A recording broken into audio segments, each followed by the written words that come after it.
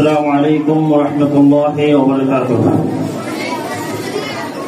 الحمد لله الذي خلقنا إنسانا وجعلنا مسلما وجعلنا أمة محمد صلى الله عليه وسلم وجمعنا لتعلم القرآن والتعلم.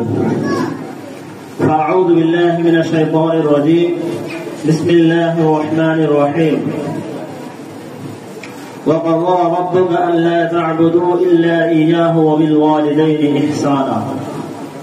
وقال تعالى في آية أخرى: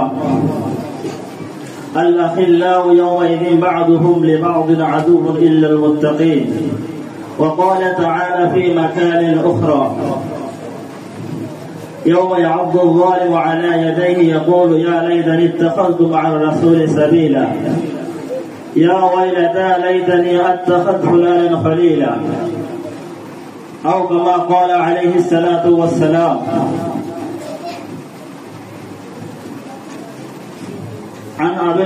عن أبي موسى الأشعري رضي الله تعالى عنه أن النبي صلى الله عليه وسلم قال: إنما مثل الجليس الصالح وجليس السوء فحامل المسك ونافخ الكيل. فحامل المسك إما أن يحذيك وإما أن تبتاع منه وإما أن تجد منه ريحا طيبة. ونافخ الكيل إما أن يحرق ثيابك وإما أن تجد منه ريحا ممتنة. أو كما قال عليه الصلاة والسلام. عن أبي هريرة رضي الله تعالى عنه قال: قال رسول الله صلى الله عليه وسلم: رغم أنفه رغم أنفه رغم أنفه. قيل: من يا رسول الله؟ قال: من أدرك والديه عند الكبر أحدهما أو كلاهما ثم لم يدخل الجنة. وقال تعالى في مكان أخرى: والسابقون الأولون من المهاجرين والأنصار والذين اتبعوهم بإحسان رضي الله عنهم ورضوا عنه وأعد لهم جنات تجري تحتها الأنهار خالدين فيها أبدا ذلك الفوز العظيم.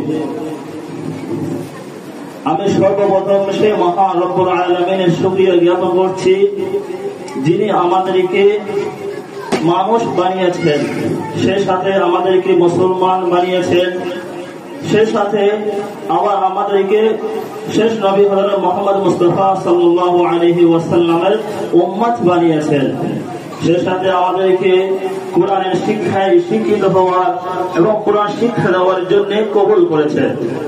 হাদিসের মধ্যে আসছে, আল্লাহ তাআলা যার মঙ্গল কামনা করেন তাকে দ্বীনের ইলম শিক্ষা দেন। এই হাদিস থেকে বোঝা যায় আল্লাহ তাআলা আমাদের মঙ্গল কামনা করেছেন বিদায় আমাদেরকে বিভিন্ন অঞ্চল থেকে, বিভিন্ন স্থান থেকে, বিভিন্ন গোত্র থেকে, বিভিন্ন পরিবার থেকে কোরআন শিক্ষা করার উদ্দেশ্যে একত্রিত করেছেন। লা হাওলা ওয়ালা কুওয়াতা ইল্লা বিল্লাহ।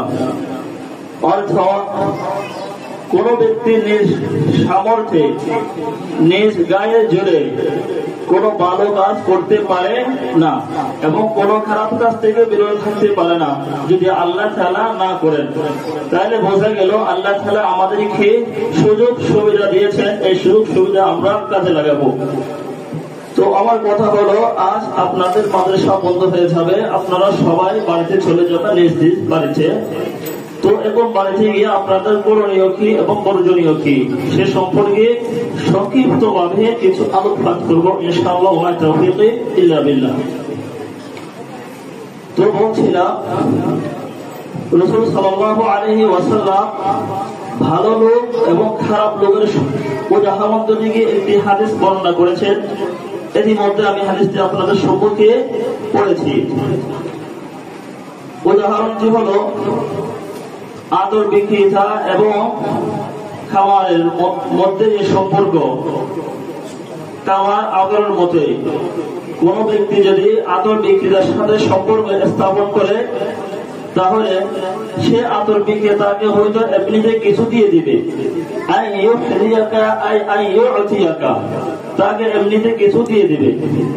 অথবা সে তার থেকে খরিদ করতে পারবে, অথবা সেই তার থেকে সুগ্রাম লাভ করবে। এবং আর যে কামার সাথে থাকবে সেই কামারের আগুন তার কাপড় চোপড় জ্বালিয়ে দিবে, অথবা তার থেকে দুর্গন্ধ লাভ করবে। কেউ কথা হলো, আপনারা যখন বাসায় যাবেন, বাড়ি ঘরে যাবেন, তখন দেখবেন এলাকার মধ্যে অনেক শ্রেণীর ছেলে মেয়ে থাকে, খারাপও থাকে ভালোও থাকে। তো আপনারা যারা ভালো থাকে তাদের সাথে সঙ্গ দিবেন, তাদের সাথে ওঠা বসা করবেন। কথায় আছে সৎ স্বর্গ সর্ববাস, অসৎ সঙ্গে সর্বনাশ অথবা সর্বনরক, এটা বলতে পারেন। অর্থাৎ আপনারা যদি ভালো লোকদের সাথে থাকেন তাহলে আপনাদের স্থান হবে জান্নাত, আর যদি আপনারা খারাপ লোকদের সাথে থাকেন তাহলে ওই খারাপ অভ্যাসটা আপনার মধ্যে প্রবেশ করে আপনাকে বিনষ্ট করে, ফলে আপনাকে জাহান্নামে যেতে হবে।